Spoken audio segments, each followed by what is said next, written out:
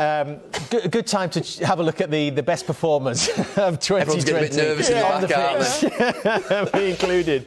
Right, so the top scorer in 2020, Mo Salah.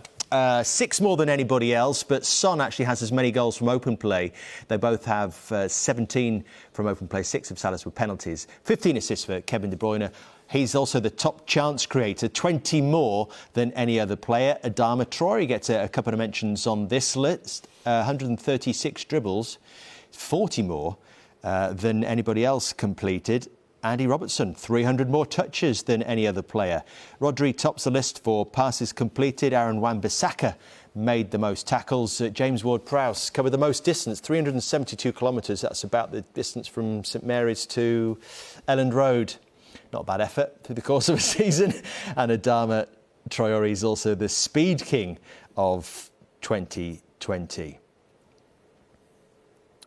So who makes the boys' team of the year? We asked them to come up with their individual teams, but when we did that challenge, for some reason, it became very similar very quickly. Do you have a theory as to why that is, Jamie? We know the game.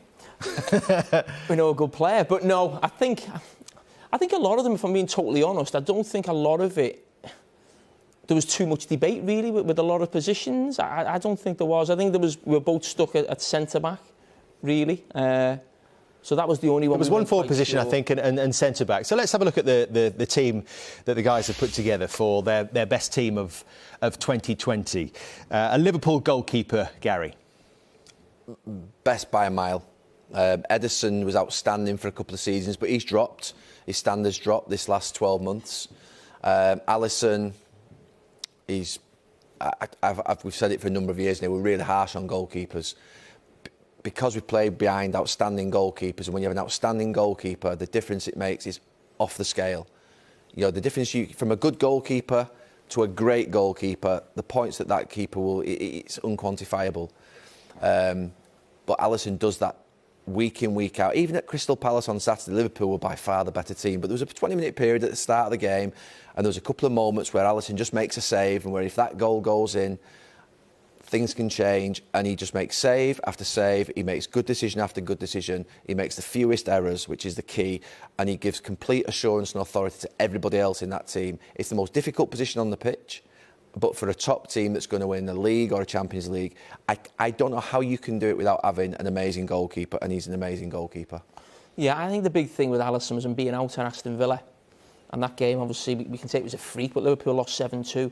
Liverpool were as bad, certainly first half against Fulham. The difference was he was in goal. That was the big difference. And we talk about him and Virgil van Dijk coming in. I think more often than not, people say Van Dijk made the difference. And I'm not arguing with that, but I think it's equally as important he came in. Because actually still look at the results. Virgil van Dijk's being out at this moment. A lot of us felt Liverpool may drop off further than what they are now. Still look the best team in the league, still, a few points clear.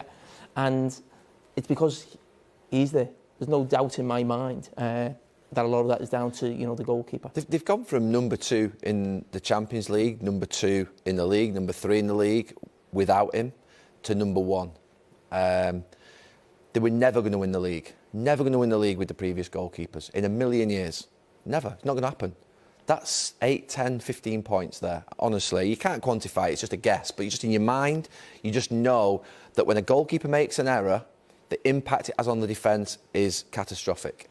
Because then it just builds, and that nervousness builds, and all of a sudden the crowd start to go, and he's a brilliant goalkeeper. They've gone for 3 more title winners in the back 4.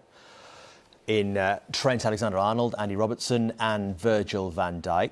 I suppose the other centre-back position, well, another man of Liverpool, the Wolves man Conor Coady, was the biggest area of debate between the two of you. I want to go to you again on this. I know how much a fan Jamie is of Conor Coady, Gary, so what's your take on this one? I just put, literally the 2 positions, like I say, the second centre-back was one of them, where I just put in, Dyer, Maguire, Coady, Laporte, I think Mings as well, we asked about.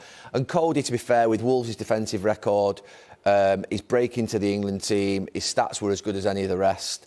Laporte's missed games. Obviously, I think he would be he's an outstanding player, Laporte, but he's missed games. I think he played 31, Cody, this year, and I think Laporte had played 15. So he just became a choice, not someone that straight away you have to look at the stats to go for it.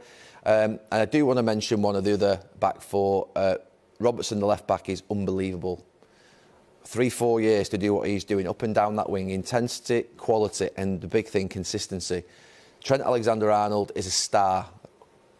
He mesmerises me as a fullback, to think a fullback can do what he can do. But if Trent Alexander-Arnold wants to look anywhere on what to become in the next 5 years, it's the left back that he's playing within that team. To get as good as him defensively, to be as consistent as him, to be as absolutely intense as him in every minute of every game. And I think that Trent Alexander-Arnold's got the perfect person in the team to look at to actually get him to a level that he can go even better than he is now, which is some level. Do you think Conor Cody's level has gone up with the England recognition that he's had and the performances that he's given? That's why I went with him as much for the Wolves performance and what he's done for England, because there's always that question mark with players until they've played at that level, and that level could be Champions League at one of the top clubs or international football. And I think just making that step up with the international team, the impact he had in the team, the personality as well. We talk about him keeping clean sheets and how many games he played. His passing from the back is as good as anyone. Possibly only Van Dijk in the Premier League, I would say, was better on him in centre-back, switches of play. So that was one of the big reasons he went in. But, I mean, I think that back five almost picked itself, and that was the only one that we went for. And got to get Cody in. Quite. He would have picked himself. Let's have a look at the midfield that the boys chose. Henderson, De Bruyne and Bruno Fernandes. Who stands out for you, Jamie? All of them, really. I mean, Jordan Henderson, he was involved in Sports Personality of the Year. A couple of nights ago, you saw the fact he was Footballer of the Year last year. Kevin De Bruyne then pipped him for PFA Player of the Year. And if Bruno Fernandes had been signed in the summer rather than January, I think he'd have been in the run for Player of the Year as well. So the three of them would have been almost fighting it out in some ways. And for me, De Bruyne is the best player in the league. I think he's going to be a Premier League great when we look back at his time at Manchester City. I think Jordan now, it just, when you see the Liverpool team, the best way to describe Jordan, it just doesn't feel the same when he's not there, really. There's just something always missing. He just gives it that presence, that authority in the middle of the pitch. And in Fernandes, I remember I had a debate with, I think, Roy Keane at Chelsea talking about how far United were away, and I actually said, because I'd been in that position more than he had. He was used to winning things with Manchester United year in, year out, and sometimes one player can just spark something. So at times for us, it was Torres coming, he just lifts everyone. Suarez did the same when he came. So you're never as far away as you think, and I think Fernandes has done that with United. I think if you look at United's record from when he came in to where they are now, well, the second or third in the league now, just behind Liverpool. But the actual run from last season, from January to the end of the season, was fantastic as well. I looked at it just this weekend, Jamie. Only Liverpool have won more points since Bruno Fernandes made his debut. And that's what just one player can do. Look, there's Paul Pogba, there's David De Gea, there's Maguire. They've all been captain of the team. Cavani now with his experience. He's the leader in that team. If you watch him on the leader by example, leader by how he... what he does when he gives the ball away. He sprints straight after it. Every time the team are on the ball, he wants the ball. Every time he gets the ball, he looks to play a pass that matters. He's transformed the whole, I'd say, club from a point of view of if he doesn't play, it's a massive problem. And that's a big issue when you're almost reliant upon him.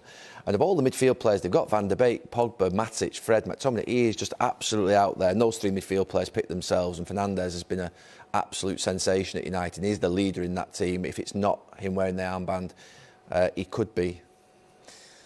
Three forwards, two which were easy selections for the boys, Salah and Kane. We might come back to one of those. There was a debate over who would fill that final position. It was a bit of a toss-up between Son and Mane, so why did Son get the vote? Just plug the stats in, just purely because you cannot criticise Son or Mane. You can't. There's no negative about them.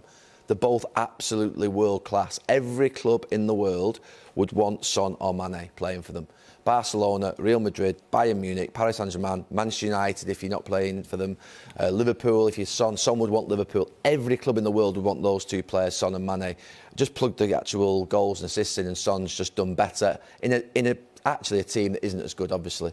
as Liverpool. So Son just won it, but it's no reflection upon Mane. He could have easily been in there. I'm surprised you didn't fight harder for him, because you've always talked about him being the most important player. I love Mane, but he's just going through a little spell at the moment. I think he's got 1 goal in maybe 9 games, and Son's been off the chart. You couldn't not pick Son. But what I would say is, I think that position, left-sided attacker, just thinking about it now, it is the strongest position in the league, where the best players are in some ways, and not the best, but you've got...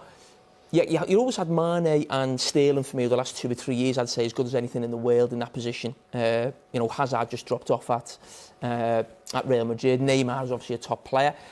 But I think Rashford and Son have jumped up as well now. I think Rashford's a super player, and I just think Son this season just edged the others.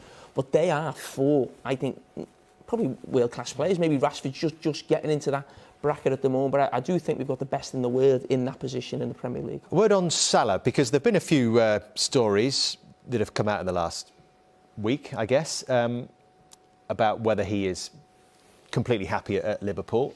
How important is it they keep him, do you think, to maintain their position? I thought Salah would always leave Liverpool. I said that a couple of years ago. Maybe it was a little bit premature at the time, saying I think he'll leave in the next 18 months. So I just always had the feeling that he would want to go and explore playing in a different country, and that he would have aspirations to do so. So it doesn't surprise me. The reason that I think that I've always chosen Salah over Mane is that Salah is he's cold-blooded. Mane's a team player. You know, Mane would put the team first. Salah is cold-blooded, and that doesn't make it... That's not a negative. That makes Liverpool, I think, vicious as a team, because I think he's the type that will just go and do it again and again and again and again, and he'll not stop. And that's probably why the likes of maybe Real Madrid, Barcelona, Paris Saint-Germain, whoever it is that's after him, is probably in his ear. He's got 2.5 years, you pointed out in his contract earlier. It would be... I don't think Liverpool at this moment in time certainly won't be forced to sell. They won't be messed around. They've got a strength and that authority now, Liverpool, with Jurgen Klopp there, that they can sit there and just relax a little bit. But there'll come a decision in the next 6 months, 18 months about what to do with him. Because if he's not going to sign a new contract, then you obviously either have to let his contract run down, which they won't do, or they'll cash on him and they'll see an opportunity to bring in someone else. Do you think there would be a confidence at the club, not just with Salah, but with all their great stars that have won the Champions League, that have won the Premier League, that there would be a confidence that they will keep them all, see them progress over the next few years? Yeah, I mean, I don't really think that's a debate as much now as it was a few years ago.